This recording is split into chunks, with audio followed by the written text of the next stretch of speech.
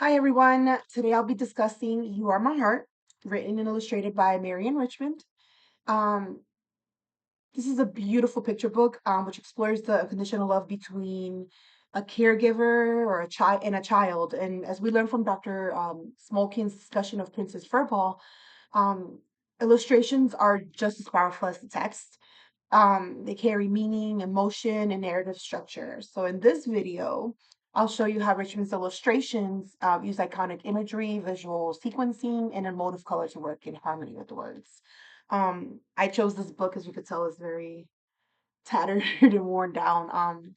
When my daughter was born, she's 9 years old, and so when she was born, she spent the first 18 months of her life in the hospital. And this is a book that that I read to her every night, so it's very near and dear to my heart.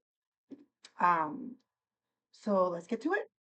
So, as we begin, we can see that Richmond uses what Smolkin would call iconic representation. The illustrations don't focus on realistic or detailed scenes. Instead, they spotlight different, feelings, so like simple, recognizable forms. Like the characters are often either animals or the parent-child pairs, and they're drawn in very simple, gentle shapes, rounded heads, simple yet expressive facial expressive features, and simplistically styled bodies. So these images help even very young children visually read the emotional content even before they decode the text. So basically they could be just guided through with the illustrations by themselves, even if they themselves can't read just yet. Um, so yeah, so that's the cover.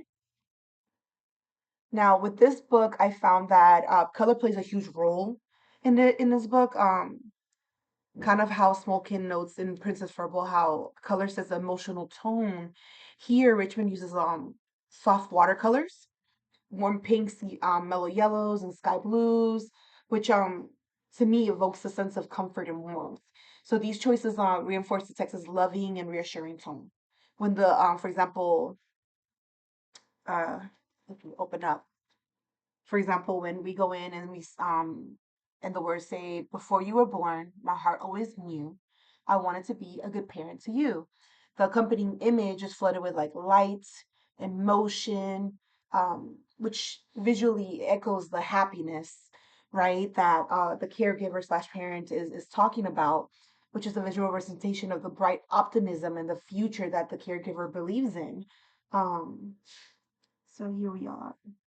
I like the video's not giving this beautiful picture and the brightness justice, but yeah. So as we go on, the illustration also guides us through like a sequence. It's not a plot point in the traditional sense, but it's like an emotional journey. Um Smoken describes this as a illustrative sequencing. Each image captures a moment in the day. For example, a child playing, a trip to the beach.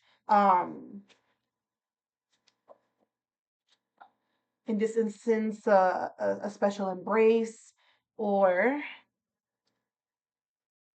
in a special embrace by where, you know, uh, in this instance, the mom is holding the child and he's giving her something. As well as a moment of mischief, a moment of fun, or ultimately, as the day winds down with the story, it's a quiet bedtime snuggle. So, between the illustration and the words together, they mirror the rhythm of a parent-child relationship, right? So even without any type of context or, complex background or transitions, the reader, the young reader, can follow a clear, emotional, resonant arc as the book goes on. So that's them at the end of the day, which is also in combination with the colors kind of like um cool down and they kind of mellow out and go into like the soft warm the soft blues and greens, kind of like what you would correlate with bedtime, just kind of like they're not bright and jovial and active. They're cooler and calmer and just, which, coordinate with bedtime.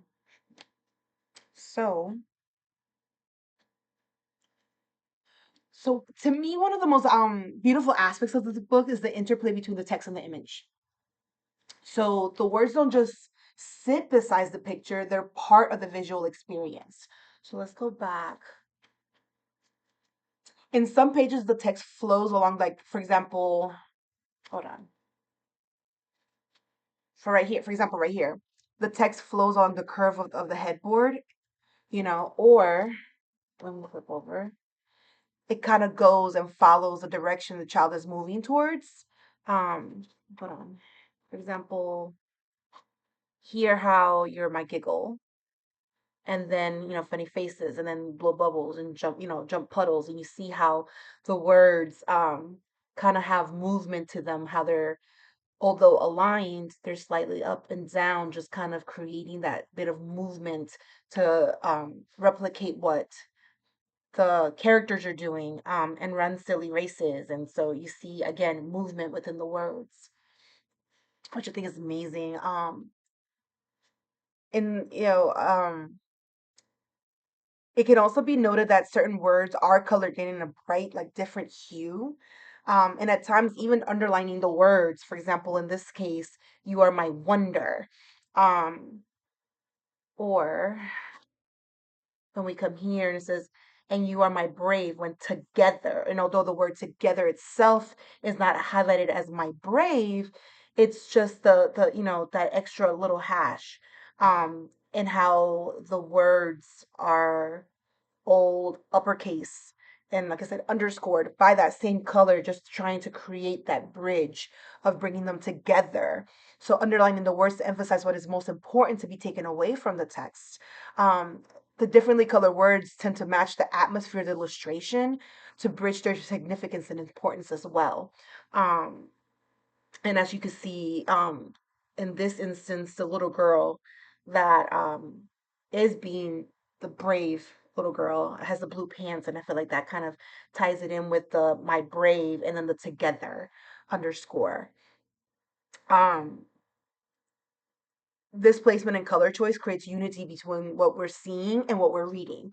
So I feel like that's another way that the writer was able to take the text and tie it into the illustration, creating that bridge between the reader, non-reader, but visual reader, not non-reader, visual reader.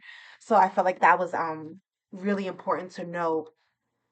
And as the story proceeds, you can see again, the back wall is purple. Um, the child and the mother, and again, very, although simplistic, very expressive faces. And again, the words are moving along.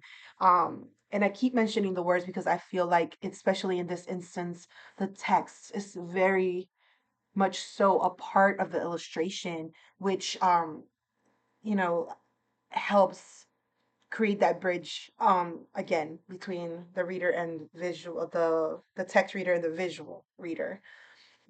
And as we continue and the book comes to a close, the illustrations almost brighten, steering towards shades of pink and rosier tones, right? And so this visual shifts aligns with the final lines of the text, reinforcing the sense of forever love. The final illustration, as opposed to the beginning, which starts, if we go back to the beginning, the book started off indoors, inside of a nursery, inside of the home, right? Lit with all this light, about what it is that they're dreaming of and what is to be. Um, the end, the final image is outside, visually echoing the message: wherever you go, whatever you do, you will always be in my heart. The art and words become inseparable, delivering the message.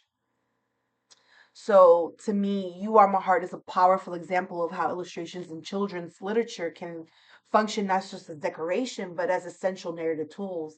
So Marianne Richmond uses iconic imagery, emotional color, and thoughtful layout to deepen the story's meaning. Just like Princess Furball, the pictures aren't just showing us the story, they are the story.